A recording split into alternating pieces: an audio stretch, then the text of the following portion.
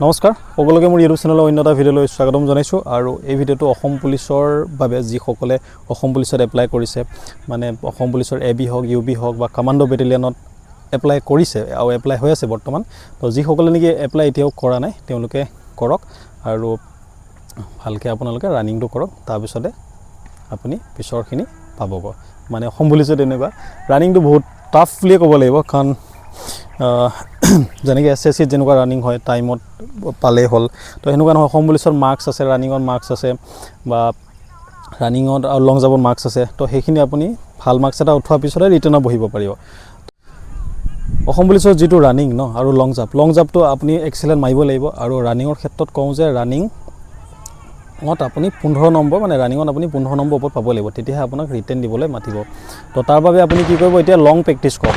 আৰু জোতা পিন্ধি প্ৰেক্টিছ কৰক জোতা পিন্ধি প্ৰেক্টিছ কৰিলে কি হ'ব আপুনি যেতিয়া আপুনি পিছত মানে গ্ৰাউণ্ডত দৌৰিব খালী ভৰিয়ে তেতিয়া আপুনি ধুনীয়া এটা স্পীড আনিব পাৰিব আৰু ইয়াত পুলিচৰ বাবে বহুত এটা ভাল স্পীডতে মাৰিব লাগিব এনেকুৱা নহয় যে আপুনি যেনে তেনে একদম 3.2 মাৰিছে তো চিলেকশ্যন বা ৰিটাৰ্ণ পাই যাব সেনেকুৱা নহয় আপুনি লং জাম্প এক্সেলেণ্ট মাৰিব লাগিব লং জাম্পৰ বাবে বিভিন্ন এক্সাৰচাইজ আছে এই এক্সাৰচাইজবিলাক কৰক আৰু ৰানিং আপুনি যিমানখিনি টাইম কয় তাতকৈ আধা ঘণ্টা 1 ঘণ্টা বেছি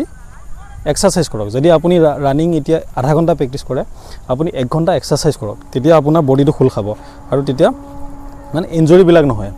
আৰু সেনেকুৱাই আমাকো সেনেকৈ শিকায় মানে ৰানিং যদি আধা ঘণ্টা কওঁ 1 ঘণ্টা মানে বিভিন্ন এক্সাৰচাইজ কওঁ পুছ আপ হওক বা বিভিন্ন ভৰি এক্সাৰচাইজ জাম্প কিবা কিবি এইবিলাক তো এইবিলাক কৰিলে আপোনাৰ ৰানিংটো ইম্প্ৰুভ হ'ব আৰু এতিয়া আপুনি লং প্ৰেক্টিছ কৰক আৰু এতিয়া হ'ল চলি আছে ঠাণ্ডা দিন একদম বিহুৰ বতৰ ঠাণ্ডা দিন আপুনি ধুনীয়াকৈ কম্বলৰ তলত শুই থাকিব উঠিব মন নাযাব ৰাতিপুৱা কিন্তু সেইটো কৰিলে নহ'ব আপুনি যদি নুঠে কোনোবা এজন বেলেগ উঠিব তো তেওঁ চাকৰিটো পাব তো সেইকাৰণে সেইটো এটা ভাল এটা সুবিধা কাৰণ SSC ওলাইছে আৰু এতিয়া ৰেলৱে ওলাব মোৰ যিটো ভিডিঅ' আছিল আগৰ ভিডিঅ' সেইটো চাব পাৰে ৰেলৱে পোষ্ট ওলাইছে 22,000 মান তো ৰেলৱেটো তাতো ফিজিকেল আছে অলপ কাৰণ সেইটো গ্ৰুপ দিয়ে কিন্তু আপুনি এক্সাম দিব লাগিব তাৰপিছতো আপোনাৰ সেইটো ফিজিকেল হ'ব তো ফিজিকেলটো প্ৰয়োজন আৰু পুলিচৰটো একদম must B physical top class হ'বই লাগিব আৰু তাৰ বাবে যোনে নেকি নতুনকৈ এপ্লাই কৰিছে তেওঁ মানে কি হয় অকণমান কনফিউজনত থাকে কনফিউজনত এনেকুৱা যে ৰানিংটো কিমান মিনিটত আনিব লাগিব টাইমিং এইটো শব্দ শুনিছেনে তো এইটো মানে সেইটোৱে আৰু যিসকলে পুলিচ আৰ্মিত যাম বুলি ভাবি আছে তেওঁলোকে গম পাব এইটো শব্দ কিহৰ তো ওচৰতে ফায়াৰিং ৰেঞ্জ আছে তো তাতে সেই আৰ্মি হৈ থাকে আৰু তো সেইটোৱে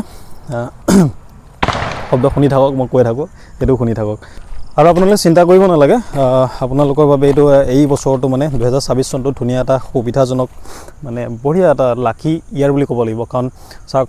ৰেলৱে ওলাইছে অসম পুলিচৰ ওলাইছে আৰু অসম পুলিচৰ লগতে SSC GD ওলাইছে আৰু SSC GD পোষ্ট বাঢ়ি যাব প্ৰতিবাৰে এবাৰটো 25,000 কোচ এনেকুৱা 25,000 ওচৰা-ওচৰি ওলাইছে তো সেইটো চিন্তা কৰিলে তাৰো পোষ্ট বাঢ়ি যাব আৰু যাৰ নেকি যোনে নেকি এবাৰ মানে প্ৰথম ইণ্টাৰভিউ দিব বা এক্সাম দিব তেওঁলোকৰ বাবে এটা বহুত ধুনীয়া সুবিধা মানে এবাৰতে চাকৰি লোৱা তো পুলিচৰে হওক বা SSC GD ক'ৰবাত হৈ যাব খালি আপুনি একদম ইমানদাৰিত কৰিব লাগিব এনেকুৱা নহয় যে কোনোবা এটা লগৰজনে ফিল্ডত গৈছে দৌৰিছে কাৰণে মই দৌৰিছোঁ বা ঘৰত মই মানে কি ঘৰত জোৰ দি আছে দৌৰিবৰ কাৰণে পঢ়িবৰ কাৰণে সেইকাৰণে পঢ়িছোঁ সেনেকুৱা নহয় আপোনাৰ মনৰ পৰা ভিতৰৰ পৰা আহিব লাগিব তেতিয়াহে তো সিমানেই আছিলে